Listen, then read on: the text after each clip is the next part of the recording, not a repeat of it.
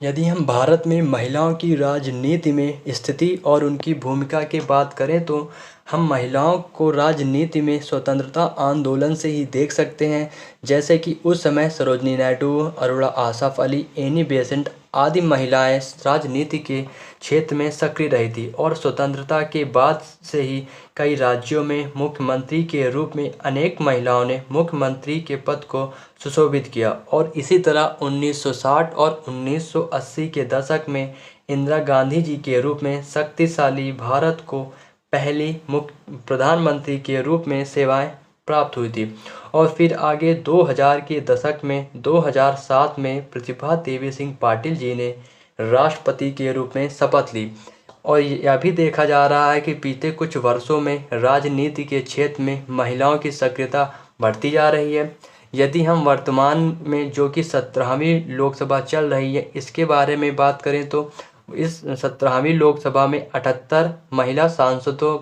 की ने चुनाव जीतकर भागीदारी बढ़ाई है। और इस समय राज्यसभा में भी लगभग 24 महिला सांसद हैं, जो कि आज़ादी के बाद पहला ऐसा समय है जब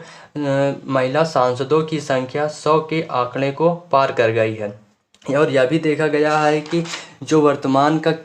मंत्रिमंडल है उसमें केंद्र सरकार के कई महत्वपूर्ण मंत्रालयों में भी महिला मंत्रियों की उपस्थिति इस बात का प्रमाण है कि राजनीति में अब जो महिलाओं की सक्रियता है वह लगातार बढ़ रही है। इनमें निर्मला सीतारमण, स्मृति ईरानी आदि ऐसे महिलाएं हैं जिन्होंने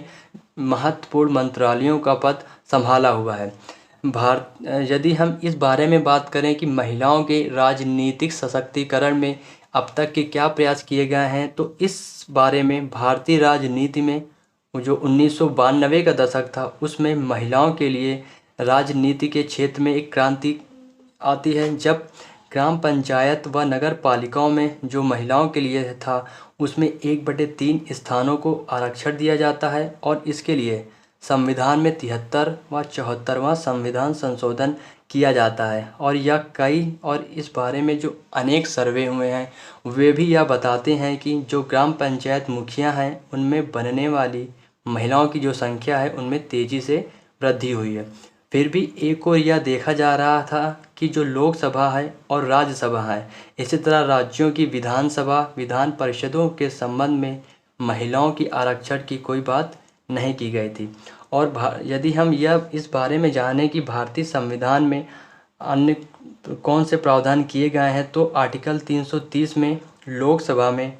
अनुसूचित जातियों व अनुसूचित जनजातियों के स्थानों का आरक्षण किया गया है। और इसी तरह आर्टिकल 332 में राज्यों की विधानसभाओं में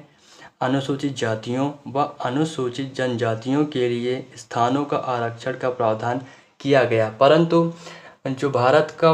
संविधान है उसमें महिलाओं के लिए लोकसभा व राज्यों की विधानसभाओं में आरक्षण का कोई भी प्रावधान नहीं किया गया है, क्योंकि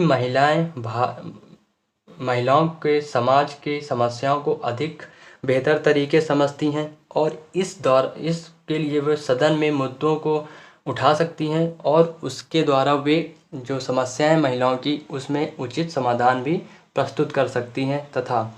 महिलाओं से जो संबंधित कानून है उसमें स्वस्थ बहस के माध्यम से सुधार की संयोजना भी बनी रहती है। इन्हीं सब तथ्यों पर विचार करते हुए केंद्र सरकार ने लोकसभा, राज्यों की विधानसभा और राष्ट्रीय राजधानी क्षेत्र दिल्ली की विधानसभाओं में महिलाओं को 1/3 सीटों पर आरक्षण प्रदान करने के लिए 106वां यानी 106th संविधान संशोधन के रूप में नारी शक्ति वंदन अधिनियम 2023 पारित किया। यदि हम नारी शक्ति वंदन अधिनियम के प्रावधानों की बात करें तो इसके द्वारा केंद्र सरकार ने अनुच्छेद 239 ए में दिल्ली विधानसभा में महिलाओं को आरक्षण प्रदान करने के लिए संशोधन किया है। और इसी तरह नए अनुच्छेदों को भी जोड़ा है, जैसे कि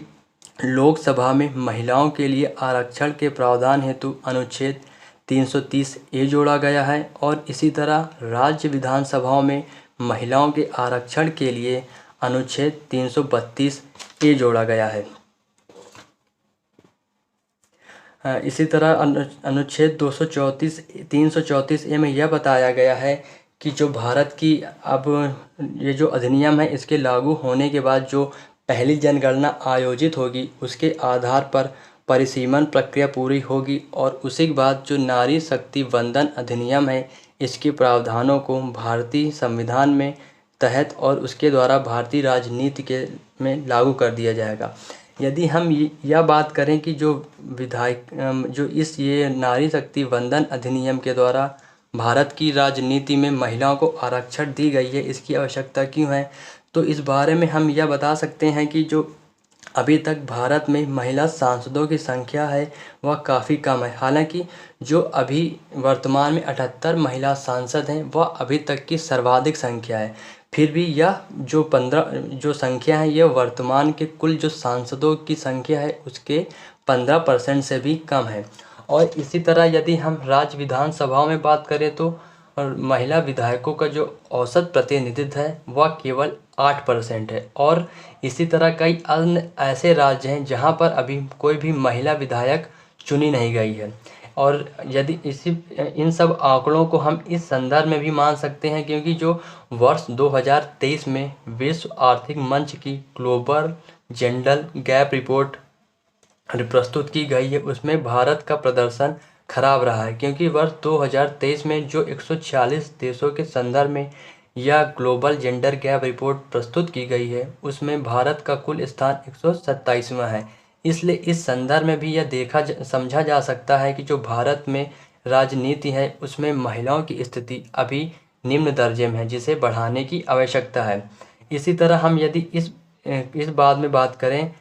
क्योंकि जो ऑक्सफैम इंडिया द्वारा अभी एक आकलन किया गया है इसमें यह भी बताया गया है कि जो स्थानीय स्तर पर महिलाओं को आरक्षण प्रदान किया गया है उससे कुछ महत्वपूर्ण सामाजिक सुधार देखे गए हैं और इन सामाजिक सुधारों से प्रेरित होकर भी नारी शक्ति वंदन अधिनियम पारित किया गया है जिससे कुछ बहुत अधिक आशाएं भारत सरकार को देखने को मिल रही है। परंतु दूसरी ओर जो यह भारत शक्ति वंदन अधिनियम प्रस्तुत किया गया है इससे लेकर कुछ चिंता भी की गई हैं, जैसे कि इसको लेकर यह बताया जा रहा है कि जो इसका आरक्षण है उसके द्वारा जो सीट महिलाओं के लिए आरक्षित हो जाएंगी और जो महिलाएं हैं वो अपनी योग्यता के आधार पर प्रतिस्पर्धा न करके आरक्षण का फ़ायदा उठाने का प्रयास करेंगी। इसी तरह यह भी बताया गया है कि जो विधायिका में महिलाओं के लिए सीटों का आरक्षण किया जाएगा उसमें आरक्षण मतदाता के चयन के आधार पर न होकर उसको सीमित करेगा। और इसी तरह क्योंकि जो महिलाओं का